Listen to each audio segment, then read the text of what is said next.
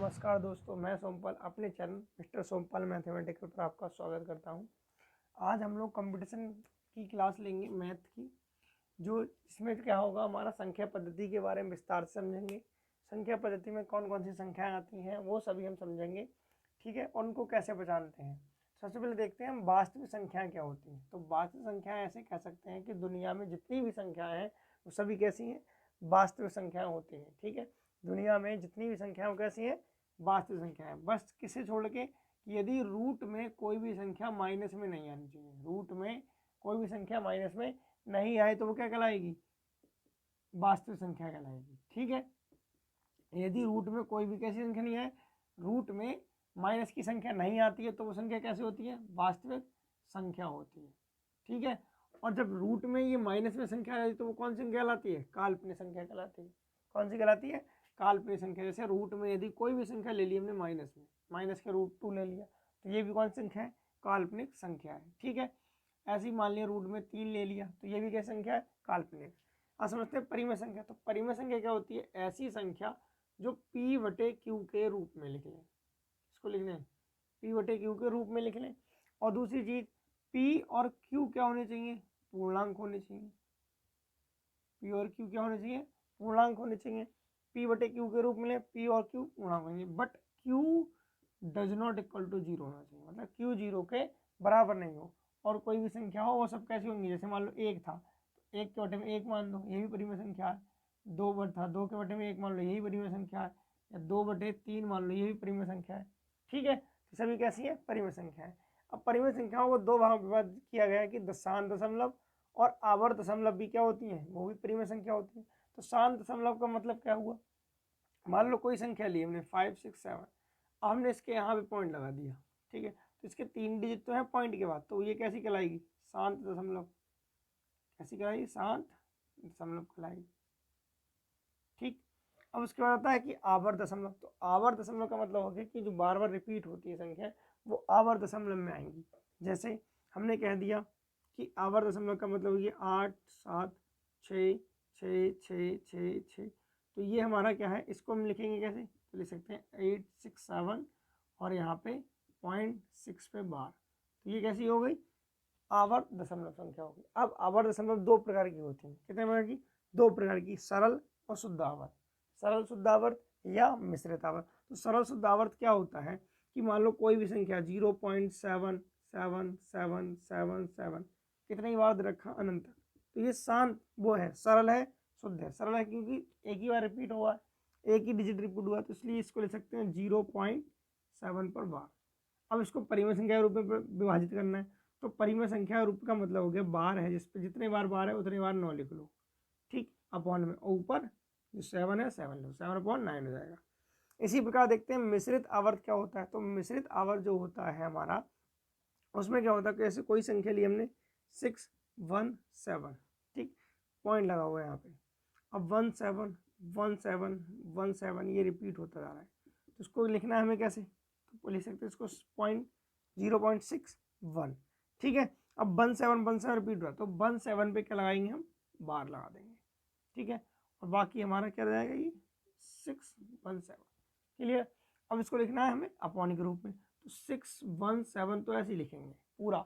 अब जिसके ऊपर बार नहीं था उसको हमें क्या करना है, माइनस करना है, क्लियर। अब जिसके ऊपर बार था उनको हमें 2 बार 9 लिखना है, बार के लिए हमने 9 में बदलना है, और जिसके ऊपर बार नहीं था उसके लिए एक 0 लगाना है नीचे, ठीक। तो इसको हम घटा के जब लिखेंगे तो क्या बनेगा, ये 611/990, ये हमारा क्या हो गया, मिश्रित आवर्त हो गया। अब आता है कि एक इम्पोर्टेंट नोट है कि दो परिमेय संख्याओं के बीच अनंत परिमेय संख्या होती है। कोई भी यदि दो परिमेय संख्याएं ले हम तो उनके बीच कितनी संख्या होती है, अनंत परिमेय संख्या होती है। ये हमारे लिए पता होना चाहिए क्योंकि ये डायरेक्टली क्वेश्चन में पूछा जाता है कि दो परिमेय संख्याओं के बीच कितनी परिमेय संख्या होती है, तो अनंत होती है। अब आती है अपरिमेय संख्या। तो अपरिमेय संख्या क्या होती है, ऐसी संख्या जो P/Q के रूप में नहीं लिख सकते, ऐसी संख्या जो P/Q के रूप में नहीं लिख सकते अपरिमेय संख्या कहलाती है, ठीक है। या ऐसे भी कह सकते हैं कि रूट में अभाज्य संख्या ले लें हम, क्या ले लें, अभाज्य संख्या। और अभाज्य संख्या का मतलब होता है एक तो स्वयं से कटेगी, ठीक, और एक बल से कटेगी, ऐसे कह सकते हैं। ये कह सकते हैं जिसके केवल 2 गुणनखंड हो उसको हम क्या कहते हैं, अभाज्य संख्या। जैसे मान लिया हमने √3 ले लिया, ठीक, रूट में 5 ले लिया, तो √3 किससे कटता है, 3 से कटता है स्वयं से, और एक 1 से कटता है। √5 किससे कटता है, 1 से कटता है और 5 से कटता है। तो ये क्या हो गया, हमारा अपरिमेय संख्या हो गई। ठीक है, अपरिमेय संख्या पाई भी एक क्या है, अपरिमेय संख्या है। ठीक, अब समझते हैं पूर्णांक क्या होते हैं। तो पूर्णांक जो होते हैं, कोई भी हमारे पास यदि प्राकृतिक संख्या है, ठीक है, कोई भी प्राकृतिक संख्या है, यदि हमने उसके आगे माइनस लगा दिया, ठीक है, तो ऋणात्मक पूर्णांक कहलाएगा। कौन सा पूर्णांक, ऋणात्मक पूर्णांक। यदि हमने उस संख्या के आगे प्लस लगा दिया तो वो कौन सा पूर्णांक कहलाएगा, धनात्मक पूर्णांक। और 0 है तो वो शून्य पूर्णांक। ठीक है, पूर्णांक का मतलब इतना ही है कि जो भी संख्याएं हैं हमारी, उन संख्याओं को यदि हम किस में ले लें, धनात्मक में ले लें, ऋणात्मक ले लें और शून्य बना दें, तो वो क्या कहलाती है, हमारे पूर्णांक कहलाते हैं। प्राकृतिक संख्याओं को ऋणात्मक ले लेंगे तो क्या होगा, माइनस लगा देंगे तो क्या बन जाएगा, हमारा ऋणात्मक पूर्णांक बन जाएगा। यदि हमने प्लस लगा दिया प्राकृतिक संख्या के आगे तो वो हमारा क्या बन जाएगा, धनात्मक पूर्णांक बन जाएगा। और शून्य हो गया तो शून्य तो हमारा रहेगा शून्य पूर्णांक। अब जानते हैं कि सबसे छोटी पूर्णांक संख्या कौन सी है। सबसे छोटी पूर्णांक संख्या कौन होती है, माइनस का इनफाइनाइट। ठीक है, इनफाइनाइट भी बोलते हैं इसको, हिंदी में अनंत कहते हैं। ठीक है, अब चलते हैं नेक्स्ट आगे संख्याएं आज हम समझते हैं। ठीक है, तो देखते हैं कि प्राकृतिक संख्या जो हमारी होती है, जिन संख्याओं से हम क्या करते हैं, गणना का काम करते हैं। जिन संख्याओं से किसका काम होता है, गणना करने का, मतलब कैलकुलेशन करने का काम जो करते हैं, वो सभी संख्या कौन सी होती है, प्राकृतिक संख्या होती है।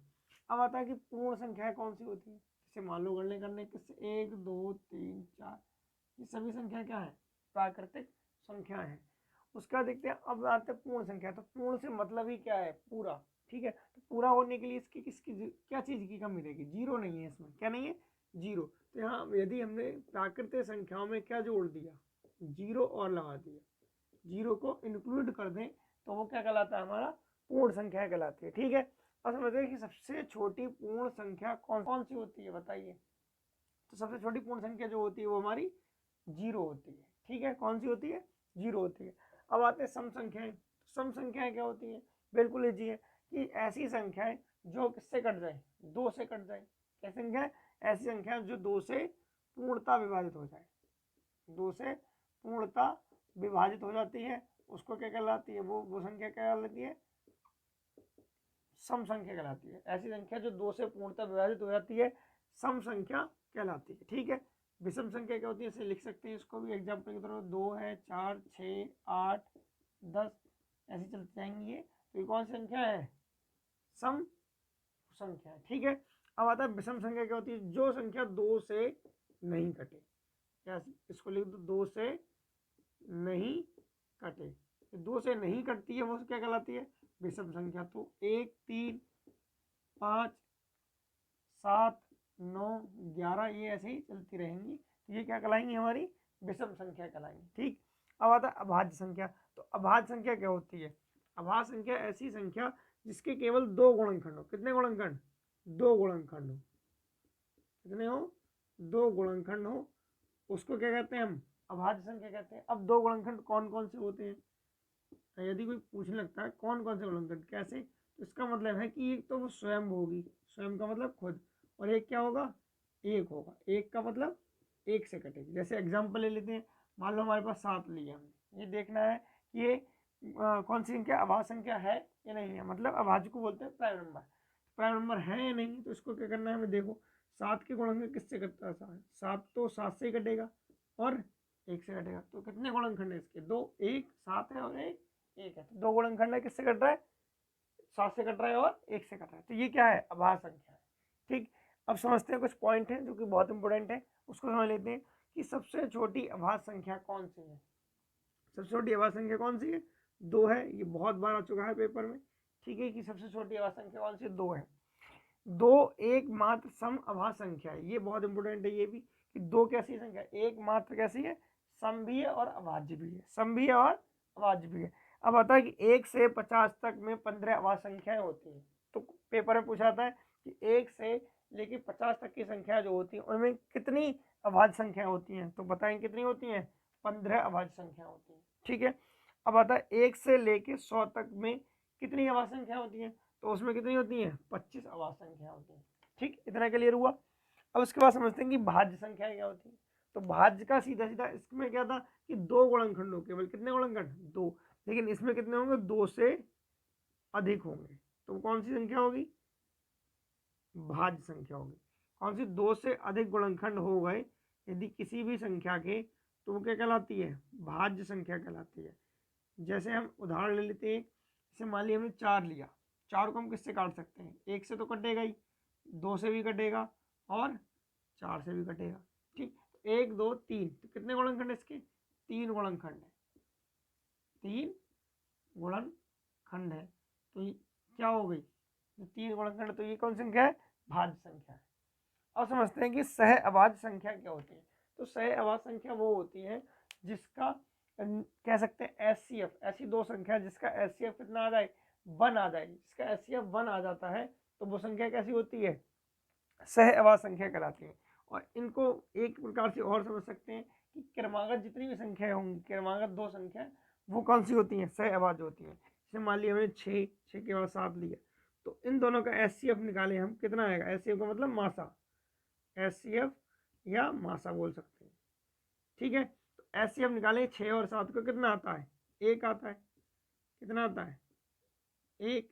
जब एक HCF आ जाए, ऐसी दो संख्या जिनका HCF 1 आ जाए तो क्या कहलाती है सह अभाज्य संख्या कहलाती है। ठीक है, इतना क्लियर है। सह अभाज्य संख्या कौन सी होती है, जो संख्या लगातार हो वो भी सहअभाज्य होंगी और दूसरी संख्या भी सहअभाज्य हो सकती है। जैसे मान लो उनका हम निकालेंगे क्या मासा निकालेंगे, क्या निकालेंगे मासा, और मासा जो कि कितना आ जाता है 1 आ जाता है, तो वो कौन सी संख्या होंगी सह अभाज्य संख्या। देखते हैं हम लोग संपूर्ण संख्या। तो संपूर्ण संख्या क्या होती है, ठीक है, संपूर्ण संख्या देखते हैं क्या होती है।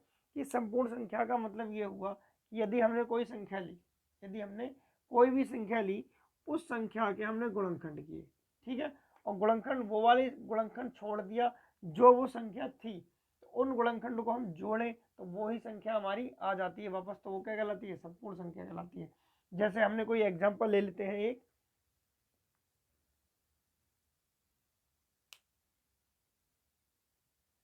जैसे हमने 28 एग्जाम्पल ले लिया, कितना ले लिया 28 ले लिया।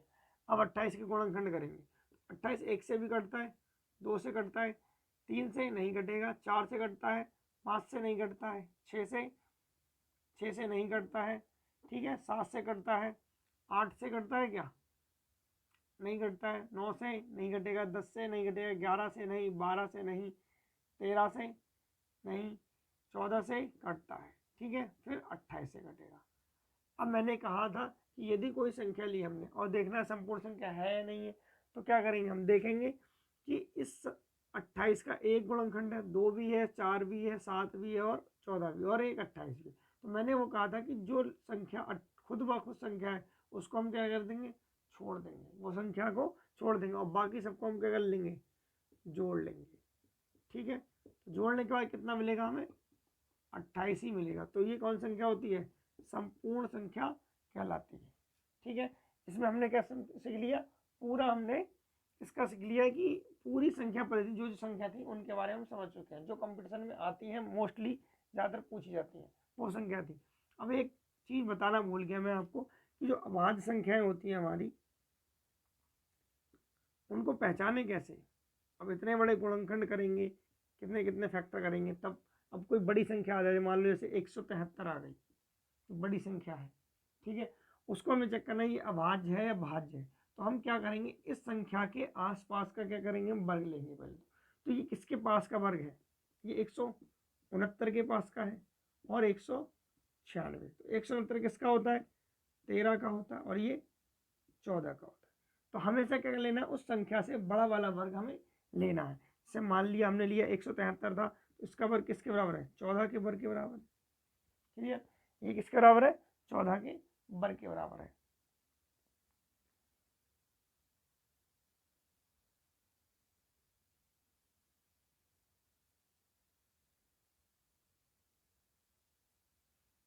ठीक है, अब देखें 14 के वर्ग के बराबर है, तब ये 14 के वर्ग के बराबर है, तो उसके बाद देखेंगे इस 14 से छोटे सभी अभाज्य संख्या ले लेंगे, 14 से छोटी सभी अभाज्य संख्या लें, जैसे मान लो 2 है, 3 है, 5 है, 7, 11, ठीक है, और 13। क्लियर। अब इन सभी संख्याओं से हम इसको काट के देखेंगे। 2 से काटो इसको, 2 से कट जाएगा क्या? नहीं कटेगा, क्योंकि लास्ट में अगर 2 से कटता तो कौन कौन सी संख्या होती? 0 हो जाए, 2 हो जाए, 2, 4 हो जाए, 6 हो जाए और 8 हो जाए। इसमें से कोई संख्या मिल जाए। अभी हम विभाज्यता का नियम पढ़ेंगे नेक्स्ट वीडियो में, उसमें हम सभी बताएंगे आपको किस संख्या से कौन सी संख्या कटती है। ठीक है, तो अब देखते हैं ये 2 से नहीं कट रही है, 3 से भी नहीं कटेगी, 5 से भी नहीं कटेगी, 7 से भी नहीं कटेगी, ठीक है, और 11 से, 11 करना 11, 11 से भी नहीं कटेगी, 13 से नहीं कटेगी, 13 करना 13, और 4 बजे 13 चौका 52, ये 13 से भी नहीं कटेगी। ठीक है, तो ये संख्या क्या है? ये कैसी संख्या है? अभाज्य संख्या है। कैसी है? अभाज्य। कौन सी वाली? 173। यदि किसी से कट जाती तो वो क्या कहलाती? भाज्य संख्या कहलाती। उम्मीद करता हूँ आपको वीडियो समझ में आया होगा। यदि आपको वीडियो समझ में आया हो तो मेरे चैनल को कृपया लाइक ज़रूर करें। Thank you.